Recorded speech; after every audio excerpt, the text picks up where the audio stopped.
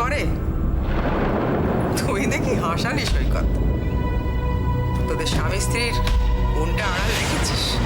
যাদের কোনো সেন্স নেই তাদের সব বলে কোনো লাভ নেই টুইমা। ভর সন্ধ্যেবেলা বাড়ির বউ বাড়ি ছেড়ে বেরিয়ে গিয়েছে। তুই বাধা দিতে পেরেছিলি? সমাজের সামনে তোদের কাঠ গড়া দাঁড় করিয়েছি, সেটা ওই বউই।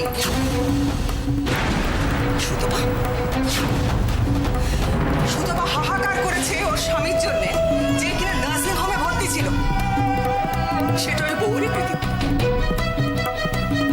আর আজ যখন তুই হুইল চেয়ারে বসে আছিস,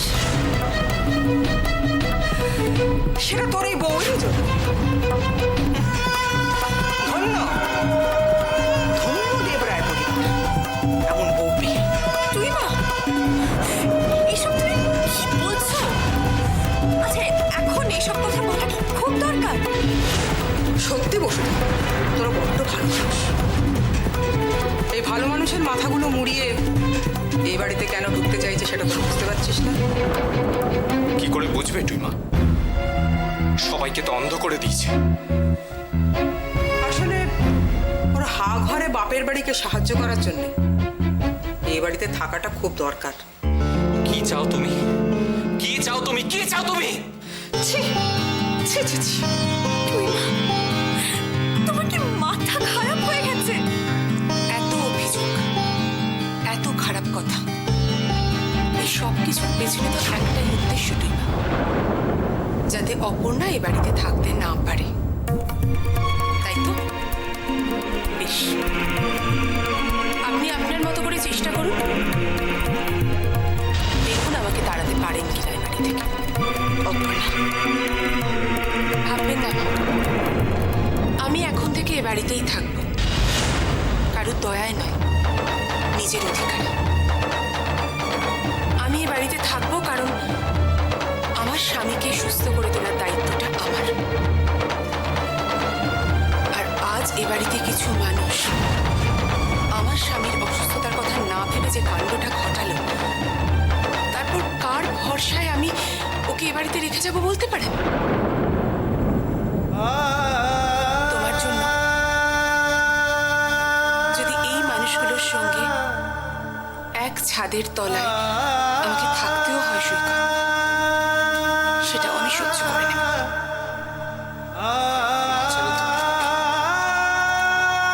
খুব ভয় করছিল জানো। ভাবছিলাম যে এরা কারা, আমি তো চিনি না এদের কাউকে। কি করে থাকবো আমি এখানে তোমাকে ছেড়ে? মারা যেতাম, দম বন্ধ হয়ে মারা যেতাম আমি। উফ, বাঁচালে তুমি। তুমি যদি আমার পাশে থাকো তাহলে কারো কোনো অভিযোগের উত্তর দেওয়ার প্রয়োজনই আমি মনে করি না। বাবা কেন নার্সিং হোমে ছিলেন এতদিন সেটা তো ময়ূক খুব ভালো করে জানে, জানি না? অপর্ণা এসো। নিতাই, মা, নিতাই নিচের ঘরটা ঠিকভাবে গোছানো আছে তো? হ্যাঁ মা, গুছিয়ে রেখেছি। এসো।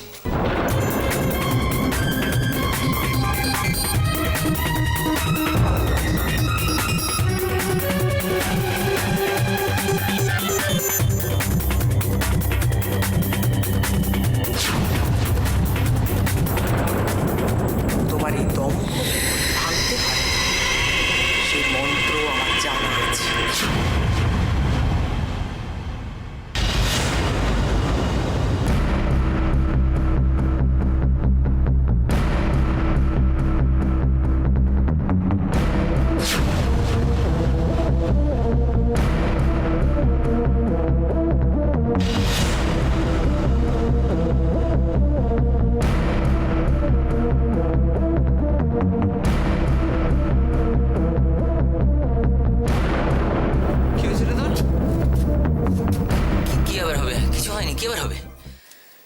না, আমি তোকে দেখছি বাচ্চারা স্কুল থেকে বাড়ি ফিরতে দেরি করলে মামা যেমন ছটফট করে, তো সেই রকম অবস্থা।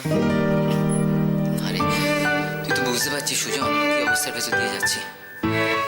একদিকে অপু, একদিকে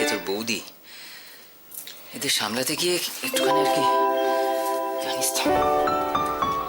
হ্যাঁ বৌদি খুব ঘ্যান ঘ্যান করে তাই না রে? আরে না রে, তাহলে কি ওদিকে তোর আর পছন্দ হচ্ছে? ঠিক আছে ডিভোর্স মানে মানেটা খুব সোজা। দেখ তুই যদি ডিভোর্স দিস তাহলে আমি গম্ভীর গলায় প্রাণ খুলে গান গাইবো। কি গাইবি? আমি তোমারও সঙ্গে বেঁধেছি আমারও প্রাণ বেঁধেছিস? সুরের বাঁধনে। আজকে তোর সুরটা কেমন বার করে সেটা তো জুই ছাড়ো। এতদিন বুঝলাম কি বুঝলে? যে আদপে লক্ষণের কোনো চান্সই নেই, সে সারা জীবন গন্ডি কেটে বেড়াবে। কেন তোমার সেই উর্মিলার কি হলো? পিন্নি সে পচা সুতে বাধা পড়বে না বৌদি, অনেকদিন আগে ভোগ কাটা হয়ে গেছে। আহারে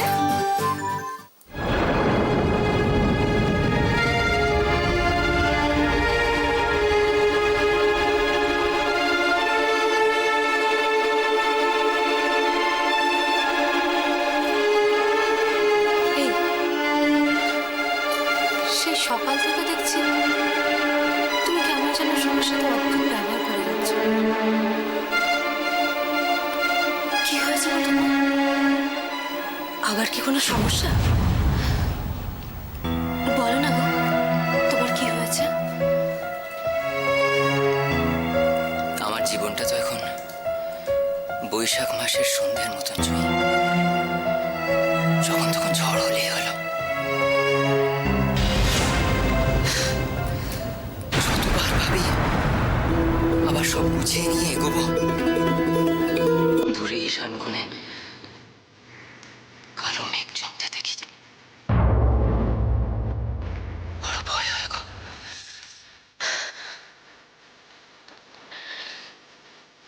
তবে কি রুট ঘটনাটা?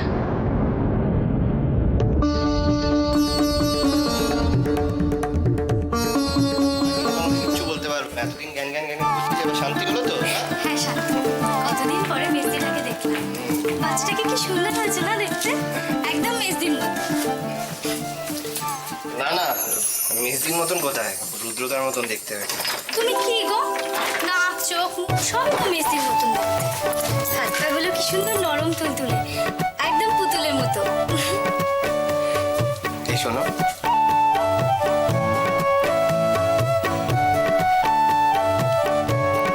কি বলো? আমারও কিন্তু তোমার মতন একটা ছোট্ট রাই চাই।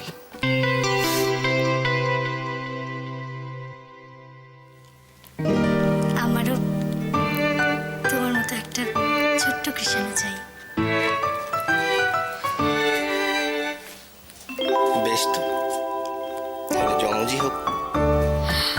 যমজ? দুটোকে কে সামলাবে? আমি সামলাতে পারবো না। আরে বাবা, তোমাকে কি একা সামলাতে হবে? আমিও তো আছি নাকি? তাহলে অফিসে কে যাবে মশাই? ও সবসময় তোমার আর আমার মাঝখানে অফিসটা কেন চলে আসে ভগবান? আচ্ছা ঠিক আছে বাবা, বলবো না। অফিসের ব্যাপারটা পরে দেখছি। এখন যাও তো, তাড়াতাড়ি হাত মুখ ধুয়ে জামা কাপড়গুলো সাবানে ভিজিয়ে এসো, আমি স্নানের সময় কেচে দেবো। কেন? কালকে তো এই জামাটাই অফিসে পরে যেতে পারি নাকি? বারে নার্সিং হোমে গেলে, বাচ্চাটাকে কোলে নিলে এগুলো ধুতে হবে না? যাও যাও যাও। ভগবান বাঁচাও আমাকে। দেখো, ঘরে ঠাকুর থাকলে এটুকু মানতে হয়। আর তাছাড়া এ রাত করবো না, যাও যাও যাও, কাল সকালে আবার অফিস। বলিনি বলিনি বলিনি, তার আগে হয়ে গেছি। আচ্ছা যাই। যাও যাও তাড়াতাড়ি যাও। ইস, আবার কি হলো? আজ যখন তোমার সময় ছিল তখন সৈকত দাকে একবার দেখতে গেলে হতো।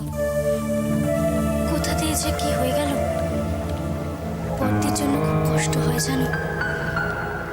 ও আমাদের সবার থেকে বড়, বিয়েটাও হলো পরে। আর এত ভেবো না রাই, যখন যেটা হবার সেটা হবে। গয়নার কথাটাও কিন্তু পরদিকে বলা দরকার। হ্যাঁ, কি করা উচিত সেটা অপর্ণাদি ভালো বলতে পারবে। আস্তে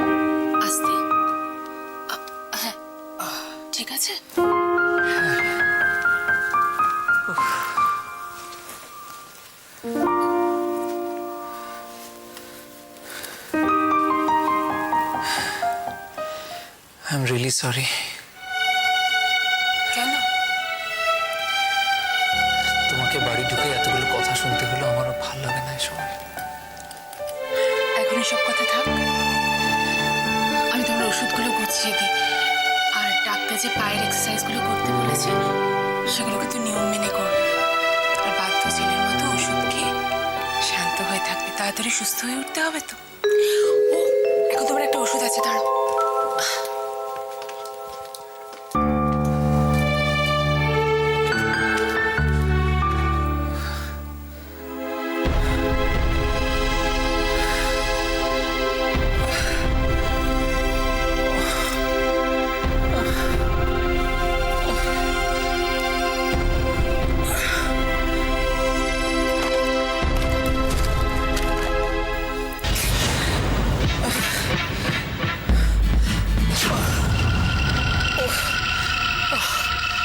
অপর্ণা,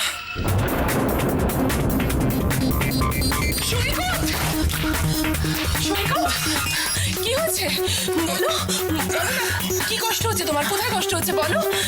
কি হয়েছে বলো? কোথায় কষ্ট হচ্ছে বলো না, কোথায় কষ্ট? কথা বলছো না কেন? কি হলো বলো?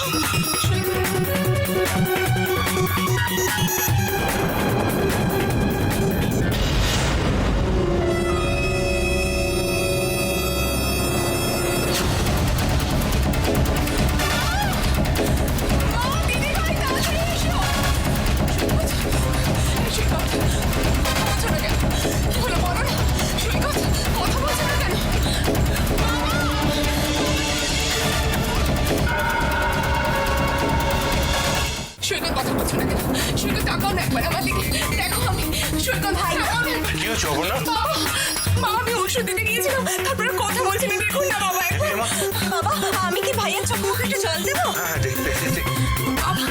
বাবা কেন এরকম হলো বাবা? আমি কি করবো এখন? ও বাবা, তুমি শান্ত হও মা, তুমি শান্ত হও। না না, সৈকত ঠিক আছে, এক্ষুনি ঠিক হয়ে যাবে। জলটা দে। অসুস্থ ছেলেটা বাড়ি আসতে না আসতে যা সব কাণ্ড হলো, মনের উপর তো চাপ পড়বে। আর বড় যে কিছু হয়নি সেই তো। বাবা কি বলছো কি তুমি? কি বলছি রে মা, ওকে যত আনন্দে রাখা যাবে তত তাড়াতাড়ি সুস্থ হয়ে যাবে। ভালো থাকা, আনন্দ, এইসব শব্দগুলোর তো কোনো অস্তিত্বই নেই এই বাড়িতে। আমার জন্যই তো যত অশান্তি দিদি ভাই। আমি কি তাহলে ভুল সিদ্ধান্ত নিলাম বাবা? না রে মা, এসব কি বলছিস? একেবারে কারেক্ট ডিসিশন নিয়েছিস। তুই ছাড়া ওর কেয়ার কে নেবে বল? তাছাড়া তুই পাশে থাকলে ও আনন্দে থাকবে আর তাড়াতাড়ি সুস্থ হয়ে উঠবে। আমি কি পারবো বাবা? এত প্রতিকূলতার মধ্যে আমার পক্ষে কি এটা সম্ভব? তুমি চাইলেই সম্ভব অপর্ণা। ঠিক বলছিস মা, আর এত ভাবছিস কেন? আমরা সবাই তো তোর সঙ্গে আছি।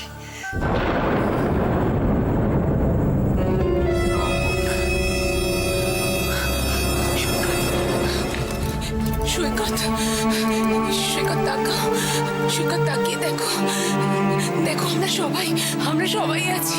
বাবা আছে, দিদি ভাই আছে, মানি আছে, আমরা সবাই তোমার পাশে। দেখো, তাকাও একবার, চোখ খোলো। বাবা থাকতে তো ভাবছিস কেন? সন্তানের চেয়ে প্রিয় আর কিছু আছে আমার কাছে? সেই তো ভাইয়া, কেন বলতো শুধু শুধু এত চিন্তা করছিস? এখন তো অপর্ণা এসে গেছে। ওষুধ খা, ভালো করে খাবার খা, রেস্ট নে, দেখবি তুই ঠিক সুস্থ হয়ে যাবি। সৈকত, আমার সুধা কিরকম বড় ডাক্তার হয়ে গেছে। সে তো হবেই, বাড়ি শুধু সব ডাক্তার, বাবা, ভাই, রমদা, সবাই। সেই জন্যই তো বলছি, আমার প্রেসক্রিপশন মতো চল, দেখবি তাড়াতাড়ি সুস্থ হয়ে যাবি। ঠিক বলেছো।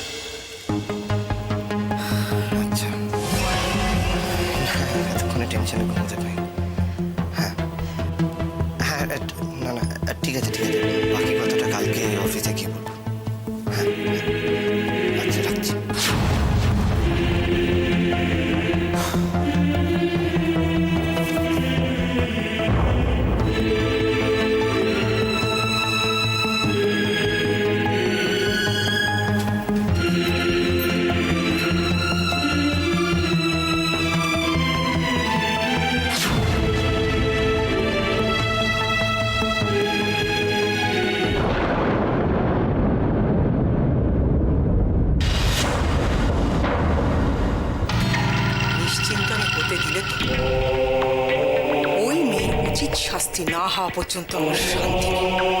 শান্তি আমার নেই টুইমা। কি করে ভুলে যাবো এই চরম অপমান? সেটা বলতে পারা যায় নাকি ভোলা উচিত?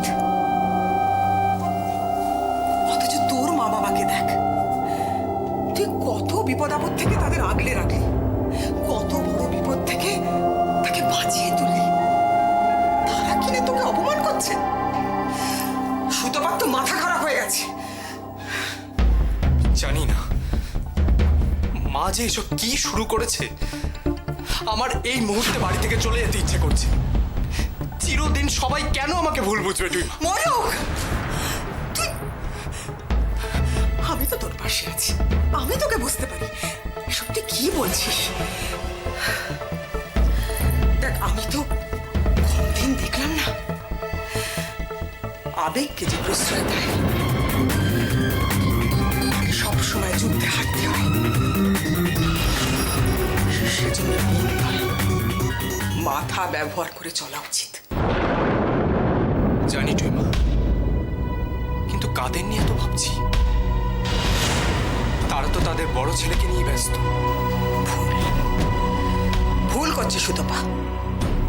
সেধে অশান্তি ডেকে আনছে, আর তাকে সঙ্গ দিচ্ছে বাড়ির অন্য সবাই।